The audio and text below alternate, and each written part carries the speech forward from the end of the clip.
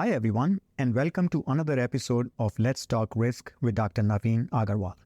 Each week, we talk about a topic related to risk management of medical devices in a very casual and informal way. This is not a webinar or lecture. Rather, our goal is to talk about key topics and challenges in a very informal way and share best practices. I'm your host, Naveen Agarwal, and I'm the principal and founder at Achieve, where my personal mission is to help you achieve success in risk management. In this episode, I'm joined by Bijan Elahi. He's a globally recognized expert in safety risk management of medical devices with many years of industry experience. We are talking about the role of collaboration in solving practical risk management challenges. The practice of risk management is quite difficult because there are so many moving parts and it truly is a team sport. So we are talking about why collaboration is important and what are some of the ways we can encourage collaboration in our work environment. We had this conversation as part of our weekly live LinkedIn audio series in front of a live audience. You're about to hear a recording of our conversation. So sit back, relax, and enjoy the show. And I'm so excited about this because Bijan is a globally recognized expert in risk management. He's a practitioner. And believe it or not, when I started my journey in risk management a few years ago, I came across his book, and that was the starting point for me. So to me, he has been a friend, a mentor, and I really respect his opinions and experience. So I'm so excited to have him as a guest speaker today. And guys, we're going to touch upon a very interesting aspect of risk management. You know, in practice, there's a lot of challenges, right? We come across different practical challenges when we try to implement the requirements. And the point here is that the collaboration, the spirit of collaboration, we have to bring. Risk management truly is a team sport. So how we can encourage and promote collaboration in solving these practical problems is what I'm going to talk to Bijan about. And we also are going to talk to you about a conference that's going to come up very soon. So we have a lot of ground to cover. But guys, as always, you know, this is going to be very interactive. And once our conversation sets the stage for about 10-15 minutes, I'm going to start inviting you to participate and share your thoughts. Share your practical challenges that you come across with and how you have benefited from collaboration or encouraged collaboration in your workplace. That is how we learn from each other. Having said that, let's get going. So Bijan, I'm so excited to welcome you once again. Please start by introducing yourself to our audience once again. Yes, hi Naveen, and thank you for having me. My name is Bijan Elahi, and I am a practitioner of risk management in medical devices for about 13 years now. And I work for a large medical device company, and I also teach in universities the same subject, both in Europe and in the US. And I've written a book, the subject that Naveen mentioned, that this seems to be quite popular. Yeah. Well, there's a reason why it's popular, right, Bijan? Because it is really meant for the practitioner. What I'll do, guys, I'll share the link to that book as part of the notes for this event. But Bijan, let's start by talking about some of the key practical challenges that you come across where people struggle the most in day-to-day practice of risk management. Well, Naveen, the number of challenges are numerous. There are many things that are not so easy in the world of risk management. For example, risk estimation.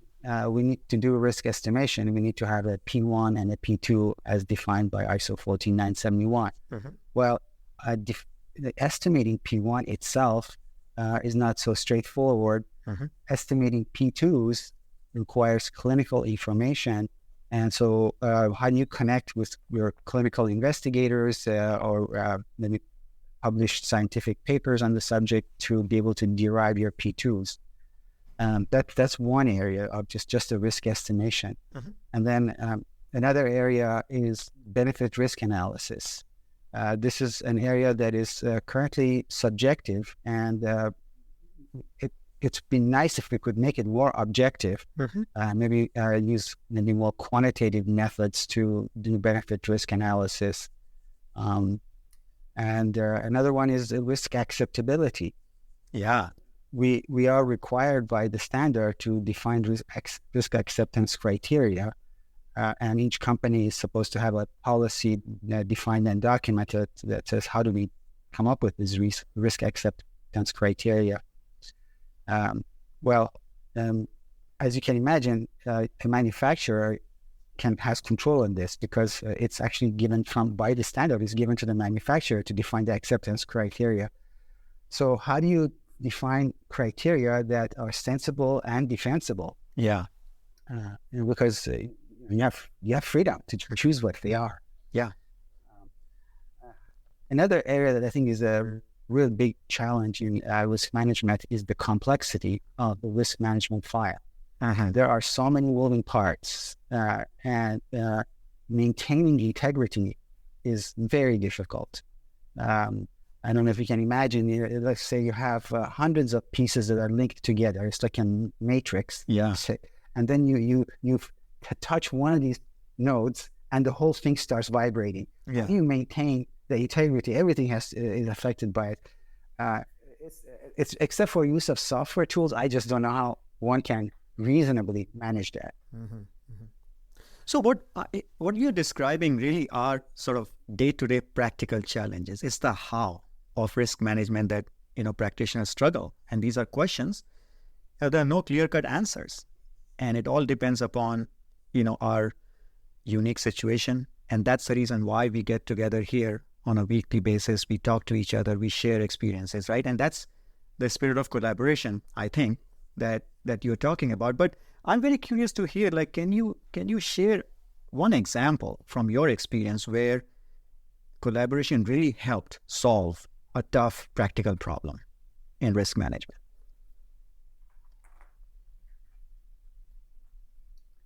Sorry, but your sound was kind of cutting in and out.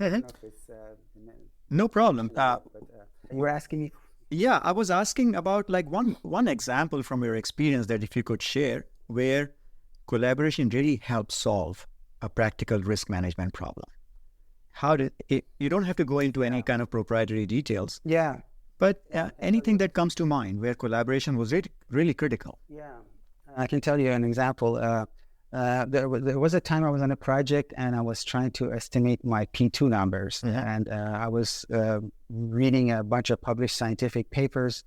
I noticed that each paper is describing the condition in different ways, the same disease or same outcome, different words by different researchers.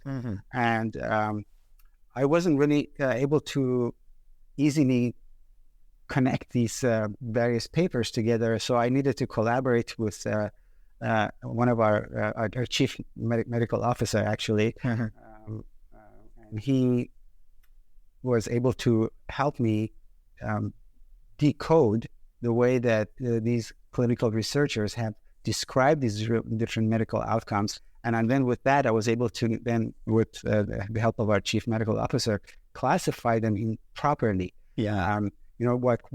Is this supposed to be considered a critical, or is it major? Is it a minor? How do you classify it? Yeah. And so that was one domain that I definitely benefited from collaboration. And that's a great example because as engineers, I don't think we have that great knowledge about the medical terms and medical terminology. So even if we were to read these papers, we'll be quite confused. Yeah. So we have to work with people who are experts in that terminology. And many times, maybe the same disease state is described by 5-10 different words or terms. Exactly, yeah. Like a myocardial infarction, sometimes it's called a heart attack. Yes. So if somebody doesn't know it and they read this and say, okay, this is one thing, myocardial infarction is one problem and heart attack is another problem, but they're the same thing. They're the same thing. Yeah. Yeah. I think that's an excellent example because this also emphasizes the need to have standardized terminology for our harm terms in our risk management file, is it not? Right. Yes, absolutely.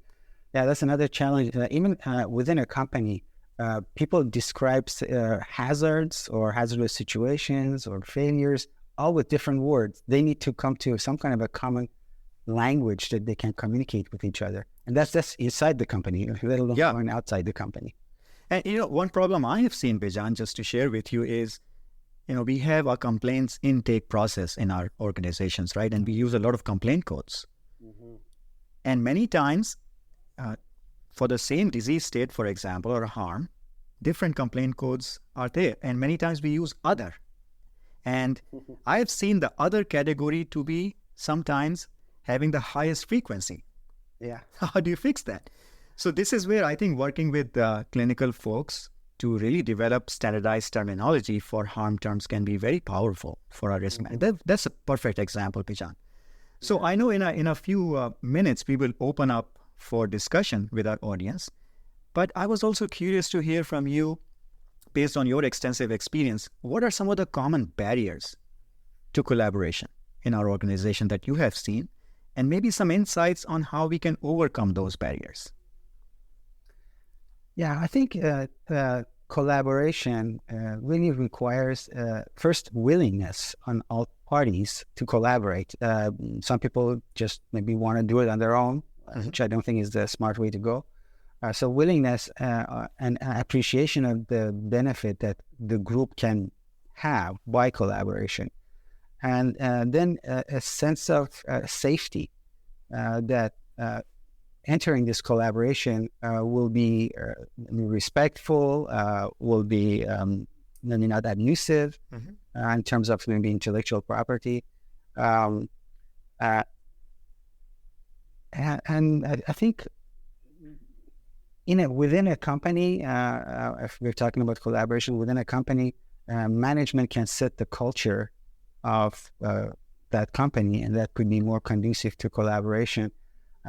Collaboration also requires a degree of generosity on the part of the collaborators to be able to don't see themselves as lone players, but really as part of a team, and that they share what they know freely.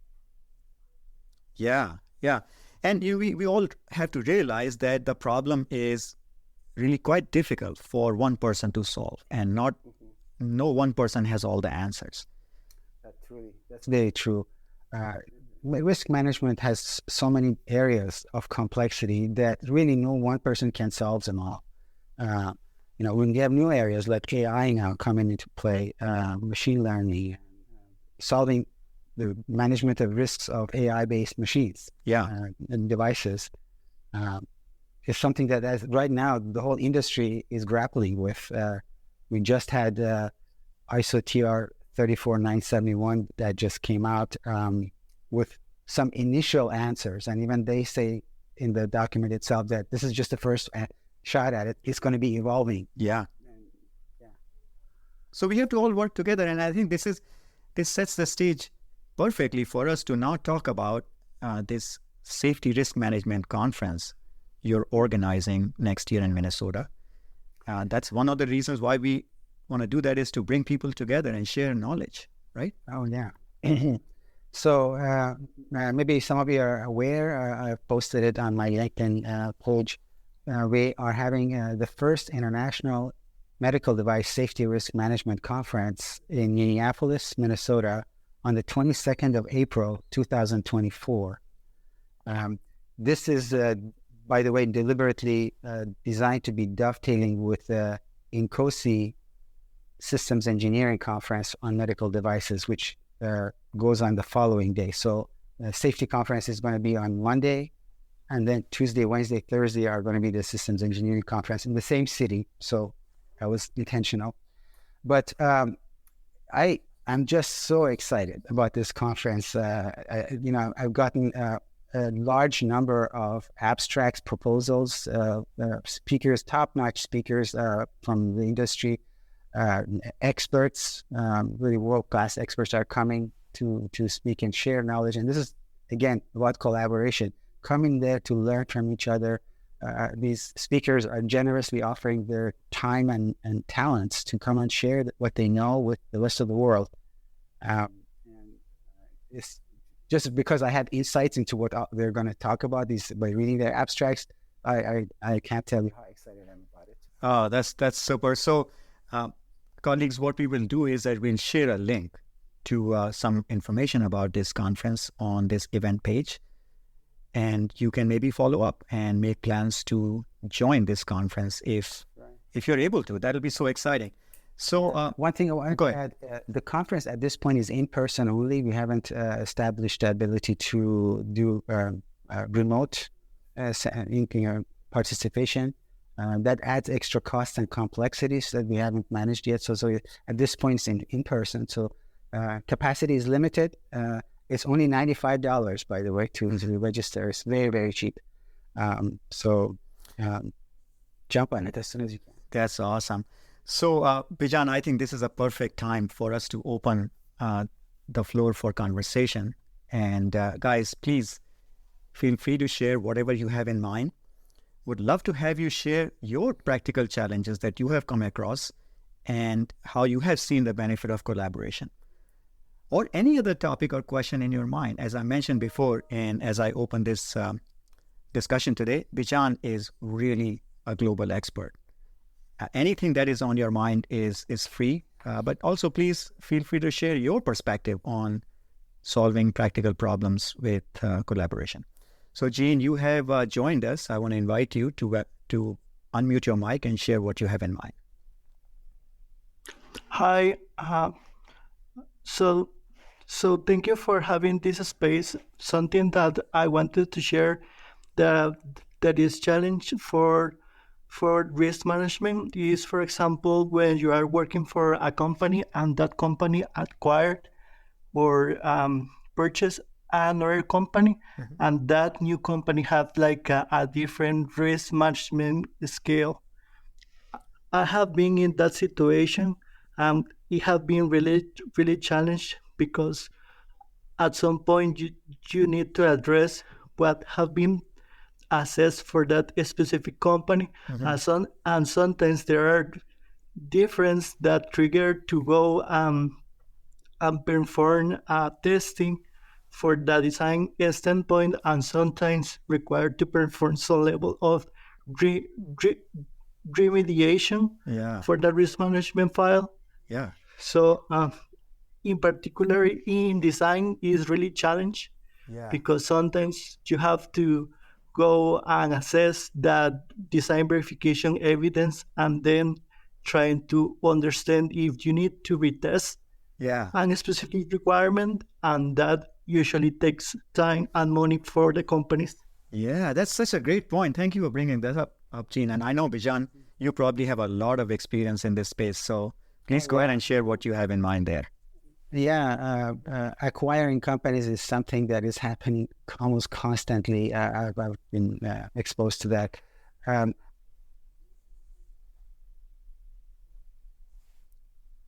Bijan, looks like we have lost you. Yes, we lost you for a moment. Go ahead, please. Yeah, I had a little connection issue for a second.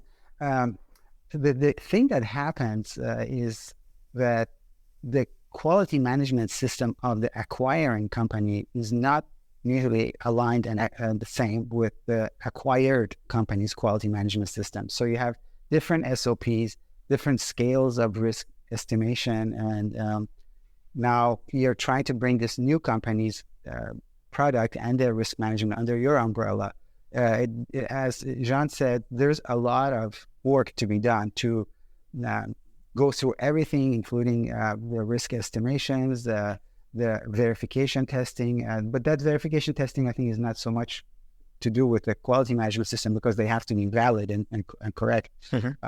But sometimes I've had some companies that use a 1 to 10 scale for qualitative risk estimation. Where something that in other companies uses 1 to 5.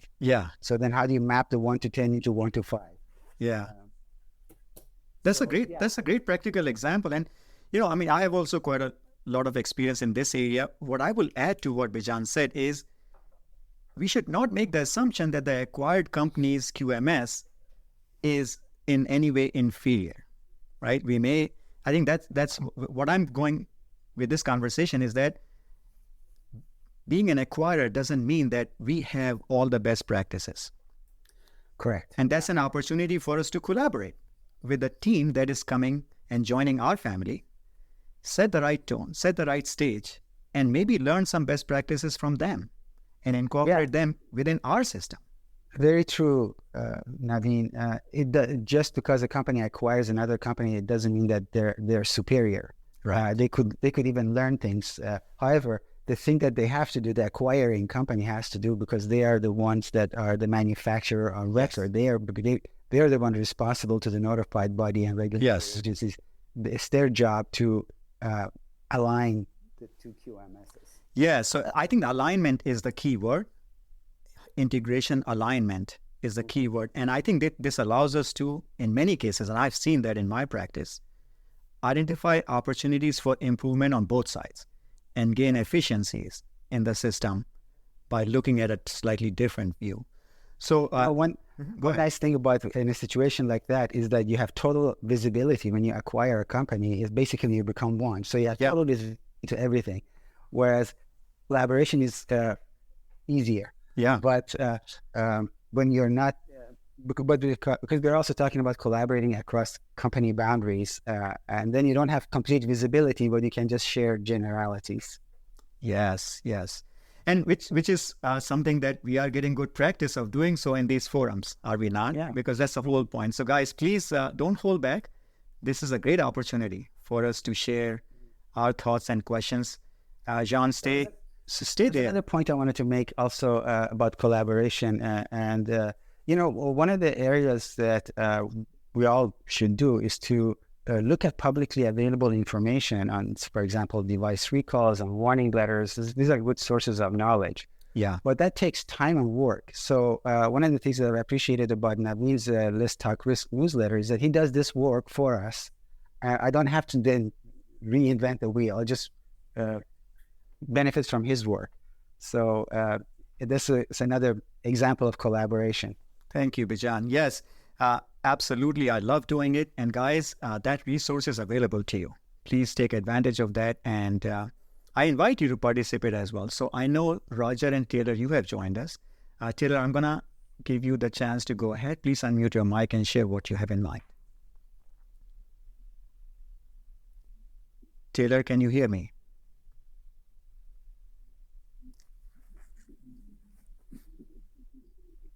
And people need to remember they need to unmute when they join. Yeah, start as muted. I see, Taylor. If you're having some difficulties, let's give you a few minutes. Roger, please unmute your mic and share what you have in mind. Just wanted to comment in and say another thing that I've seen is where a company, especially when you're a smallish company, gets exposed to rapid growth. And many times everyone gets more comfortable as time goes on, or does a better job, I should say, of risk assessment. Mm-hmm. But if you don't keep those old files up to date, you find yourself, it's almost a remediation condition. But in this case, it's because it's easy for the company to take their eyeball off of the work they should be doing just because the opportunities are so tremendous if they're lucky enough to be in that situation where they're expanding really rapidly. Yeah. Just a way to get caught. You don't want that to happen. That's a great point. So let's capture the knowledge that we have generated. Let's not reinvent the wheel maybe later on. That's a great point, Roger. Thank you for sharing. Yes. Taylor, are you able to now join us? Please unmute your mic and share what you have in mind. Yeah, can you hear me now? Yes, we can hear you. Okay, great. Sorry about that. Yeah, it was a little audio issue on my end. First off, thanks again, Naveen, for having these each week. It's always very beneficial and very excited, Bijan, for the medical device conference. I got my ticket right away when I saw that. That's very awesome. exciting. Yeah, nice. Nice. We'll see each other in person. I'm very excited for that. One of the things that I wanted to highlight from part of the conversation that you guys have already had is, there's many strengths as well as weaknesses that is present in the standard and implementation of the standard practically. One of those things that you mentioned was, for example, some ambiguity as it relates to definitions, for example, benefit risk as well as risk acceptability. One of the things that I came across recently and I thought was interesting, I thought I'd bring it to the larger group is the semi-quantitative probability level. So that's kind of obviously when we're setting up risk acceptability, one of the things we need to define, and depending on how evolved your system is, you may go with something that is more qualitative or more on the quantitative side. And maybe you've set up your acceptability tables and all of that. Now, one of the things that's very common is the bucket that's considered most frequent doesn't really have a high end, right? So, for example, sometimes it'll be 1 in 1,000 to greater than 1 in 1,000, essentially. And one of the weaknesses there is we lose the ability to have a top end on that. So, one of the questions we came up with recently was, how are we continuously evaluating the complaint data in a way that we're comfortable with being in that highest probability category? And how do we assess that long term? I just wanted to see if you guys have run into that, and if there's any other weaknesses that you've guys seen in the standard as well. Great point, Taylor. Bijan, please go ahead if you have something. Yeah. So Taylor, in this example that you gave, do you have any occurrences in the lowest probability categories? Sure, absolutely. Okay, so you have you're using the whole spectrum then. Absolutely, yeah. I was going to say, if you're not using the lower spectrum, change your scale. Yeah, absolutely. Yeah, absolutely. Yeah. So okay, you're talking about then how do you use your post-market data to be more meaningfully using the highest probability category? That's the question. Yeah. Well, you as a company have defined what the highest category is. So you're saying, for example, if anything is greater than 1 in 1,000, that's frequent. That's a top grade, right? So whether it's like, 1 in 1,000 or 2 in 1,000 or 3 in 1,000 or 1,000 in 1,000, it's all as bad, I think, from in your scale. I think maybe one of the challenges is that really, how do you discern from your post-market data, for example, complaint data, really what has happened, so that you can properly classify it and count it in the right bucket? Yeah, actually, Taylor, I've encountered this, and I think I have an understanding where you're going with this. Most frequent, when we say greater than 1 in 1,000, we are saying that there are some situations where 1 in 1,000 could be acceptable, but more than 1 in 1,000 may also be okay, right? And there's no other scale, so there's no top limit. And I think people are concerned that, hey, maybe it applies to lowest severity. And in that case, are we going to live with too many quality problems if we have a very high rate, which has no ceiling on our acceptability, right?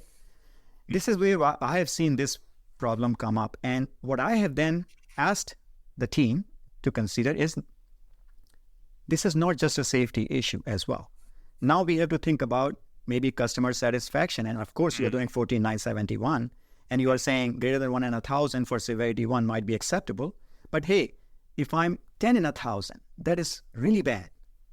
So talk to the stakeholders and put an upper limit. I don't think we are saying we should not have an upper limit. In fact, I do believe we should have an upper limit, but that should be somehow tied to the customer satisfaction piece. I hope that makes sense to you.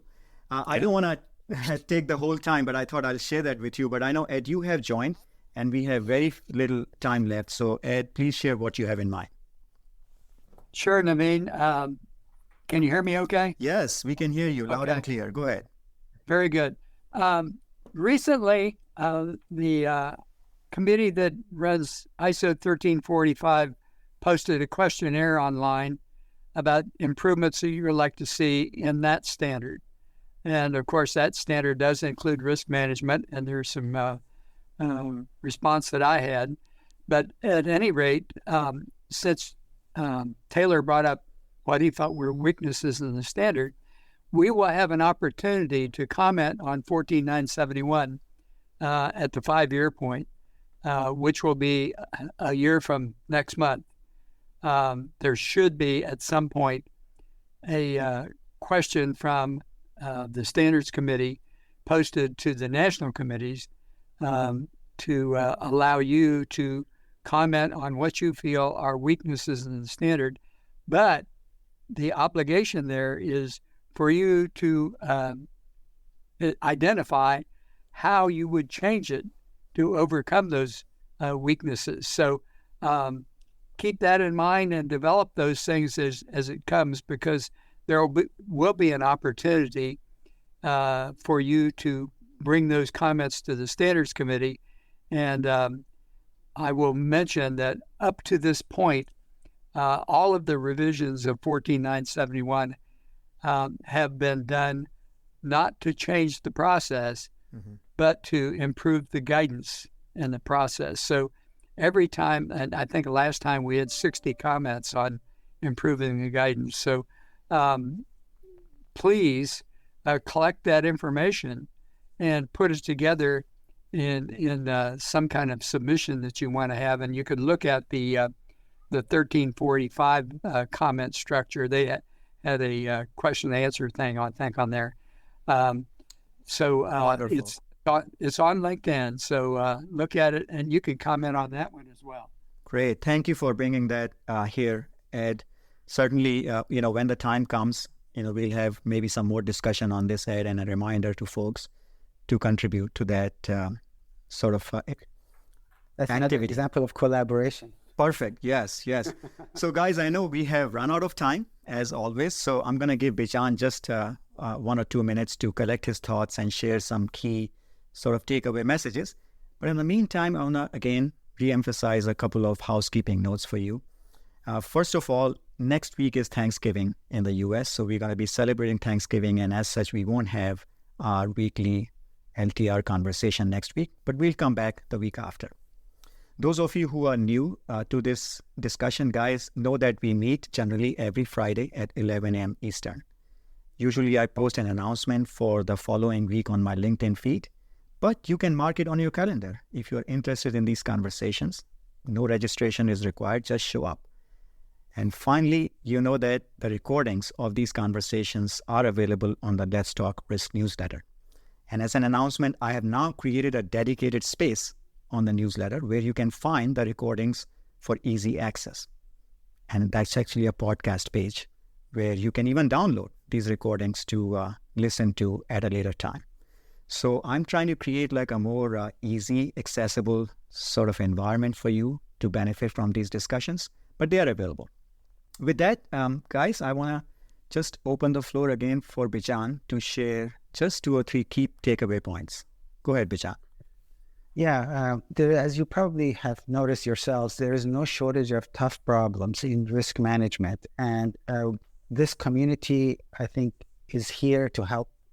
We are all, for example, on these calls, weekly calls with Naveen, and other forums, like in conferences. We can get together, talk about the problems, and I assure you, talking to each other will open up ways and solutions that you may have not imagined. So do take advantage of the community and collaborate. Yeah, thank you, Bijan, for that call out. And guys, it works both ways, right? So let's not think that, we have only experts here and we just need to listen to them. And Bijan knows a lot. I have some experience. Ed knows a lot. All these people who come and talk. But I want you to know that all of you, without exception, have experiences and insight that you can share. So I want you to feel like you have already so much to contribute to this partnership. And that's how the community is built. It's not one-way communication. So I hope you will participate and be open to sharing your perspectives and insights in our future conversations. With that, guys, I want to thank all of you for attending. Those of you in the US who are celebrating Thanksgiving next week, have a Thanksgiving. Happy Thanksgiving. And thanks all for connecting again. We will see you in a week from now. Have fun, everybody. Take care, and bye.